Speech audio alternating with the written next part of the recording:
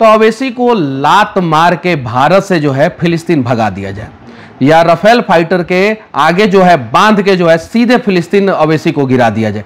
अवैसी जैसे लोगों को भारत में रहने का कोई अधिकार नहीं है, और ऐसे लोगों को जो है तेलंगाना के लोग सबक क्यों नहीं सिखाते, हैदराबाद के लोग सबक क्यों नहीं सिखाते। इनको तो जूता का माला पहना के अवैसी को और पूरा भारत घुमाना चाहिए कि देखो भाई, जय हिंद नहीं बोलने वाले लोगों के साथ क्या होता है। मुसलमान धर्म का उत्पत्ति हुआ, वो सऊदी अरबिया में जो है फिलिस्तीन का समर्थन नहीं किया जाता है। तो अवैसी अगर फिलिस्तीन का समर्थन करते हैं तो ये तो मुस्लिम विरोधी भी है, ये तो पैगंबर विरोधी भी है, ये अल्लाह विरोधी भी है, ये कुरान विरोधी भी है। तो ऐसे लोगों को सबक सिखाया जाना चाहिए, और अवैसी को भारत में रहने का कोई अधिकार नहीं है। ने अपने शपथ में जय फिलिस्तीन करके शपथ लिया है, क्या कहेंगे इस पे? देखिए, उन्होंने जय भीम बोला, बहुत अच्छा बोलना चाहिए। जय भीम बोला, बहुत अच्छा बोलना चाहिए।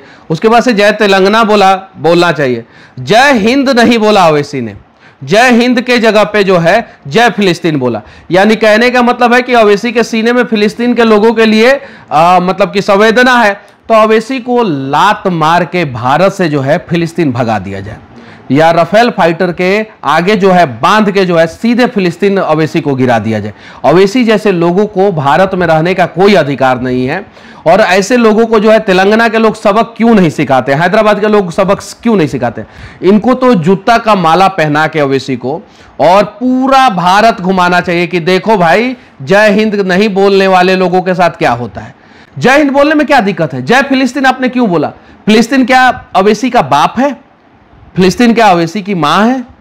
कौन है फिलिस्तीन, और क्यों फिलिस्तीन का साथ दे रहे हैं? वही फिलिस्तीन जहां के हमास के आतंकवादी ने औरतों को जो है नंगा मतलब कि गाड़ी में बांध दिया था, नंगा करके रेप किया था और उसका वीडियो वायरल किया था। उनके गुप्तांग में जो है गोली मार दिया था, बच्चों को गोली मार दिया था। वही फिलिस्तीन का समर्थन करते हैं अवैसी।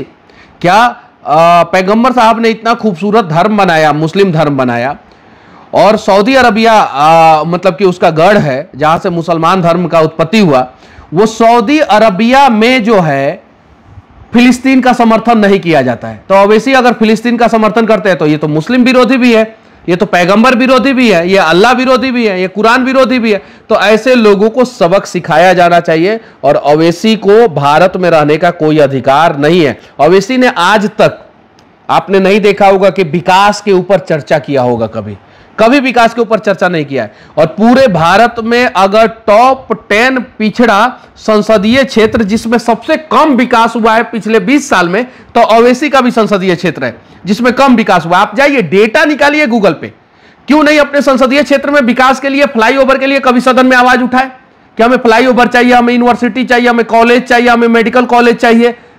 कभी आवाज उठाया उन्होंने? नहीं उठाया। तो ऐसे लोगों के साथ जो है देश के लोग जो है ऐसा व्यवहार करें ताकि इसके बाद से कभी जय फिलिस्तीन का नारा न लगाए। एक और घटना बंगाल में घटी है, जहां एक महिला को जो है भरी सभा में, एक महिला और पुरुष को भरी सभा में जो है एक व्यक्ति पीट रहा है, और इतना गंदे तरीके से पीट रहा है कि उस वीडियो को हम लोग दिखा भी नहीं सकते, इतना निर्मम तरीके से। हालांकि जो मार खा रहे हैं वो भी शायद से मुस्लिम ही है, और पीट रहा है, और पीटने के बाद वीडियो वायरल कर रहा है। वीडियो वायरल हो रहा है तो उसके बाद से जो है टीएमसी के एक विधायक बोल रहे हैं कि मुस्लिम राष्ट्र में यह सब होते रहता है। अब बताइए, यानी उन्होंने बंगाल को तो एक राष्ट्र घोषित कर दिया, और उसमें भी वो राष्ट्र को मुस्लिम राष्ट्र घोषित कर दिया। अब देश के लोगों को समझने की जरूरत है कि मुस्लिम राष्ट्र में इसी प्रकार की सजा मिलती है, इसी प्रकार की, और मुस्लिम राष्ट्र में के लिए ये छोटी मोटी बात है। और बंगाल जो है वो भारत का राज्य नहीं, उस विधायक के हिसाब से मुस्लिम राष्ट्र बन चुका है। तो पहले तो उस विधायक को बुलाया जाए और उस विधायक को उसी प्रकार से मारा जाए कि तुमने झूठ बोला, बंगाल राष्ट्र नहीं है, राज्य है, और मुस्लिम राज्य नहीं है, बंगाल भारत का जो है एक राज्य है। तो पहले उस विधायक को भी उसी प्रकार से मारा जाए, और जिस आदमी ने महिला के साथ इस प्रकार से दुर्व्यवहार किया है उस आदमी को भी भरी चौराहा पे जो है उसी प्रकार से दंडित करना चाहिए जिस प्रकार से। और ममता बनर्जी, आप तो, आपके नाम में ही ममता है लेकिन आपके चरित्र से ममता गायब है। तो आपके जैसे लोगों को तो बंगाल की कुर्सी पे बने रहने का कोई हक ही नहीं बनता है। 2026 में जो आगामी विधानसभा जो बंगाल में चुनाव होगा आगामी विधानसभा का, उसमें जो है ममता बनर्जी आपको कुर्सी छोड़ना पड़ेगा, और ये पूरा दुनिया देखेगा कि कैसे एक तानाशाही शासक ममता बनर्जी का बंगाल से अंत हुआ और नया बंगाल बनेगा। और जब नया बंगाल बनेगा तो वहां पे ऐसे ऐसे दरिंदों का और ऐसे ऐसे विधायकों का कोई जगह नहीं रहेगा।